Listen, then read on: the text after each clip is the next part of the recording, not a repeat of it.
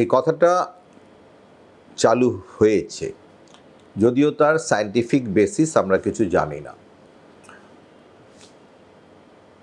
আমার যেটা মনে হয় তার কারণটা হয়তো বা যে বড়রা আইদার ইনফেক্টেড হয়ে যাচ্ছে অথবা ভ্যাকসিনেটেড হয়ে যাচ্ছে, তো ফলে পড়ে থাকছে যারা, তারা হচ্ছে বাচ্চা যাদের এখনও ইনফেকশন কিংবা ইমিউনিটি হয়নি বাই ভ্যাকসিনেশন, আর কিছু বাচ্চা যারা ধরুন গত 1.5 বছরে প্রায় 3-3.5 কোটি বাচ্চা জন্ম নিয়েছে, তো সেইটা তারা ইনফেক্টেড হওয়ার চান্সেস থাকছে। কিন্তু আমি যে কথাটা বলি যে করোনা কোনো ছেলে ধরা নয় যে ধরে ধরে শুধু বাচ্চাদেরকে ধরবে, এরকম হয় না, সবাইকেই ধরবে, কারণ ওটা আইদার এয়ারবর্ন অর ড্রপলেট অথবা কন্ট্যাক্ট, তো যাদের যাদের হবে তাদেরকে ধরবে, কিন্তু সিমটম করবে না if you are immune, if you are an adult যার অলরেডি ইনফেকশন হয়ে গেছে কিংবা ভ্যাকসিনেটেড হয়ে গেছে। সুতরাং এইটার যৌক্তিকতা আমরা কিছু পাইনি। ইভেন অল ইন্ডিয়া ইনস্টিটিউট থেকেও সেই কথাই বলেছে, দিল্লি অল ইন্ডিয়া ইনস্টিটিউট থেকেও সেই একই কথা বলেছে যে এর কোনো সায়েন্টিফিক বেসিস এখনও নেই। শিশুদের করোনা ভাইরাস এর লক্ষণ একটা সাধারণ ভাইরাল ইনফেকশনের মতনই হয়, রেসপিরেটরি ট্র্যাক্ট ভাইরাস, সর্দি, কাশি, জ্বর, নাক দিয়ে একটু জল পড়া, গন্ধ না পাওয়া কিংবা টেস্ট না পাওয়া, যেটা আমরা অনেক সময় বড়দের ক্ষেত্রে বলি, সেটা বাচ্চাদের ক্ষেত্রে সবসময় ইউজফুল নয়। কেন? ওরা তো এমনিই খেতে চায়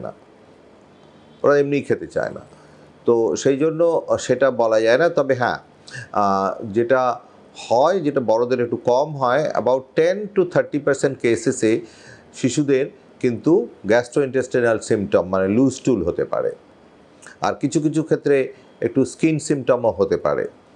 তবে সেটা যতটা না ডিউরিং ইনফেকশন হয়, তবে তারপরে করোনার পরে কিছুদিন পরে তাদের একটা স্কিন র্যাশ হতে পারে। তো সাধারণ ইসের মতনই সিমটমস, কিন্তু টেস্ট আমি রেগুলার করাতে চাইবো না। যে হ্যাঁ, অন অ্যান অ্যাভারেজ হয়তো ধরুন 48 আওয়ার্স পরে আমরা টেস্ট করব, কিন্তু যদি দেখি যে বাড়িতে কারোই হয়নি, বাচ্চা তো আর বাইরে বাজার করতে যে মাস্ক খুলে বাজার করে যেটা আমরা করোনা আনি, কিনে আনি, বাজার তো কিনে আনি না, করোনা কিনে আনি, তো বাচ্চা তো আর সেটা করেনি। তো সুতরাং বাড়িতে যদি কারো না থাকে, তাহলে আমি দুম করে বাচ্চাকে টেস্ট করতে যাব না। বাচ্চাদের অ্যালার্মিং সিচুয়েশন বুঝতে গেলে আমি 3টে কথা বলি। একটা হচ্ছে যে ফিভার, আর একটা বলি ফিডিং, আর একটা বলি ফাস্ট ব্রিদিং। অক্সিজেন স্যাচুরেশন দিয়ে যেটা আমরা অ্যাডাল্টে অনেক সময় ভাগ করি, সেটা বাচ্চাদেরকেও করি, কিন্তু প্রবলেমটা হয় যেটা, যে বাচ্চাদের ফিঙ্গার পালস অক্সিমিটার সবসময় ছোট বাচ্চাদের কাজ করে না, বড়দের যেটা করে। আর বড় যে পালস অক্সিমিটারগুলো, সেগুলো বাড়িতে রাখা সম্ভব নয়, ইটস কোয়াইট কস্টলি। তো ফিভার যদি চলতে থাকে কারো, দ্যাট ইজ অ্যালার্মিং। ফিডিংটা কারো যদি 70%-এর তলে নেমে যায়, সেটা অ্যালার্মিং। আর যদি ফার্স্ট ব্রিদিং, তো ফার্স্ট ব্রিদিংটা আমরা বয়স অনুযায়ী ভাগ করি, যে 2 মাসের তলে হলে 60-র উপরে গেল, কিংবা 2 থেকে 12 মাস পর্যন্ত 50-র উপরে গেল, কিংবা 1 থেকে 5 বছর 40-এর উপরে গেল, কিংবা তার উপরে 30-এর উপরে গেল, তখন আমরা বলি যে না, এইটা আপনার অ্যালার্মিং দিকে যাচ্ছে। প্লাস অক্সিজেন স্যাচুরেশন দিয়েও ভাগ করা হয়। 94-এর তলে চলে গেলেই আমরা বলি যে না, এটা সিরিয়াসের দিকে যাচ্ছে। আর মোটামুটি এটাই যদি থাকে, তাহলে আমরা হয়তো কোনো ডাক্তার কিংবা হসপিটাল, এখন করোনার পেশেন্ট তো সব ডাক্তার দেখছে না, কিন্তু হসপিটাল, আউটডোর ইমার্জেন্সি হচ্ছে সবচেয়ে ভালো জায়গা।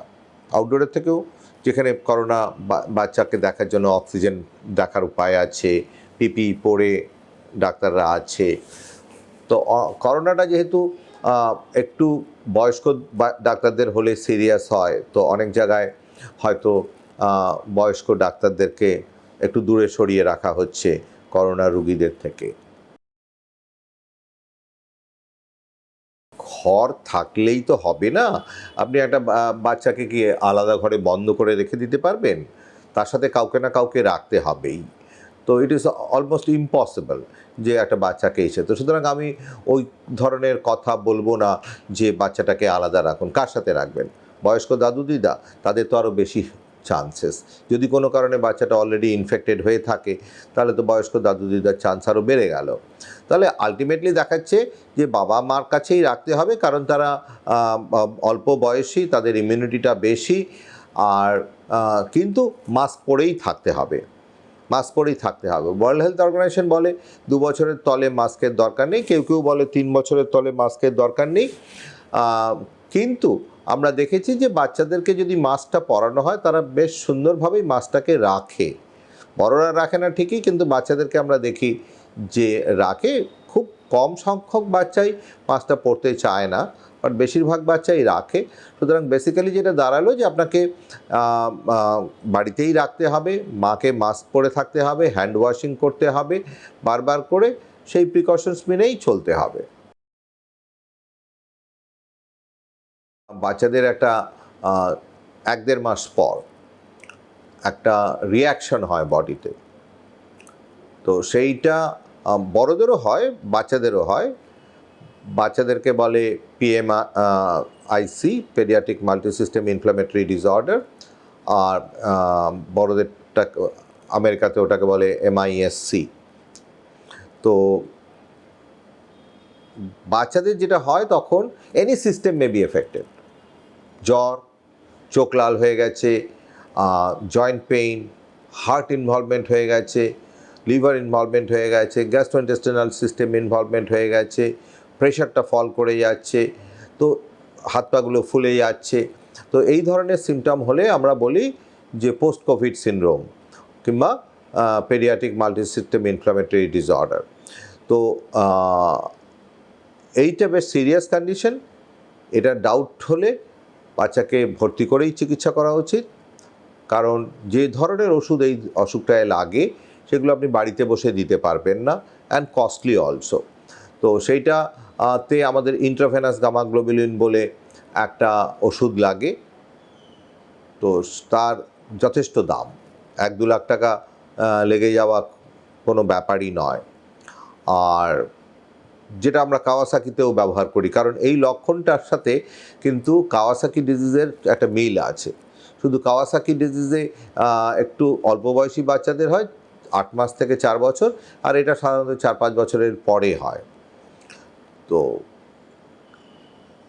কিন্তু মোস্ট প্রবাবলি ডিজিজটা অফ সিমিলার পিকচার, ট্রিটমেন্টটাও সেম। যদি আইভি গামাতে কাজ না করে তখন হয়তো ওদেরকে স্টেরয়েড দিতে হয়। তো স্টেরয়েডের বিভিন্ন টাইপ আছে, কেউ মিথাইল প্রেডনিসোলোন দেয়, কেউ ডেক্সামিথাসোন দেয়, কেউ প্রেডনিসোলোন দেয়। তো কস্টটাও একটা ফ্যাক্টর, বাট খুব সম্ভবত বিরাট পার্থক্য কিছু হয় না। তো আমরা পার্ক সার্কাস শিশু হাসপাতালে আমরা প্রায় 100টা কেস দেখেছি এই ফার্স্ট অ্যান্ড সেকেন্ড ওয়েভ মিলিয়ে, যে paediatric multisystem inflammatory disorder, and almost সবাই ভালো হয়ে গেছে, কিন্তু চিকিৎসাটা আগের থেকে করতে হবে। দেখুন, মিউকরমাইকোসিস ধরবে তখনই যখন আপনার ইমিউনিটিটা কমে যাবে। যেমন ধরুন ডায়াবেটিস, তো তাদেরই বেশি মিউকরমাইকোসিস হয়, অলমোস্ট 80%। তো বাচ্চাদের মিউকরমাইকোসিস আমরা দেখি না। বাচ্চাদের দেখি ফাঙ্গাস ইনফেকশন, দেখি মুখের ভিতরে যে সাদা ছুলিগুলো হয় অপরিষ্কার থাকলে, অপরিষ্কার নিপিল দিলে, তো সেটাও একটা ফাঙ্গাস। কিন্তু মিউকরমাইকোসিসের মতন সিভিয়ার ফাঙ্গাল ইনফেকশনস আমরা সাধারণত দেখি না। হ্যাঁ, দেখি একটা বাচ্চা হয়তো তার থ্যালাসেমিয়া আছে, তাকে বারবার ট্রান্সফিউশন দিতে হচ্ছে, তার ইমিউন সিস্টেমটা এফেক্টেড হয়ে গেছে, সেই ধরনের সিচুয়েশনে আমরা মিউকরমাইকোসিস দেখি, কিংবা হয়তো একটা HIV পেশেন্ট হচ্ছে, সেইগুলোতে দেখি। কিন্তু নর্মালি আমরা কোভিডের থেকে, করোনা ভাইরাস থেকে মিউকরমাইকোসিস দেখি না। গর্ভবতী মা যদি করোনা ভাইরাস হয়, তাকে সমস্ত রকমভাবেই নর্মালভাবে দেখতে হবে। ডেলিভারিটাও তার নর্মাল যেরকম আমাদের করা হয় সেইভাবে করতে হবে। এই নয় যে তার সিজার করে দিতে হবে, কিংবা এই নয় যে নর্মাল ডেলিভারি করতে হবে। যে আদার ইন্ডিকেশনস নর্মাল ক্ষেত্রে আমরা যা করি তাই। আর প্রিকশনস নিতে হবে। বাচ্চাকে কেউ বলে 24 আওয়ার্স, কেউ বলে 48 আওয়ার্স করে টেস্ট করে দেখতে হবে বাচ্চা পজিটিভ আছে কি না। বাচ্চা যদি পজিটিভ হয় তাহলে বাচ্চাটাকে আইসোলেট করতে হবে, কিন্তু মার থেকে আলাদা করার দরকার নেই, কারণ মা তো অলরেডি পজিটিভই আছে। আর ব্রেস্ট ফিডিং করবে মা। বাচ্চা যদি নেগেটিভও থাকে, মা ব্রেস্ট ফিডিং করবে। আর যে সময়টায় ব্রেস্ট ফিডিং করছে না সেই সময়টায় 6 ফুট দূরত্বটা মেনটেন করতে হবে। অনেক সময় অনেকে বলে যে বাচ্চারা কি super spreader, which I don't think যে বাচ্চারা সুপার স্প্রেডার। বাচ্চাদের অ্যাসিমটোমেটিক হতে পারে। এবার অ্যাসিমটোমেটিক হলেও আমরা কিন্তু জানি যে বাড়িতে বড় কেউ হয়ে আছে, তো সুতরাং তারা সুপার স্প্রেডার নয়। আর ওদের থেকে ইনফেক্টিভিটি রেট খুব বেশি হবে সেরকম কোনো স্ট্যাটিস্টিক্সও নেই।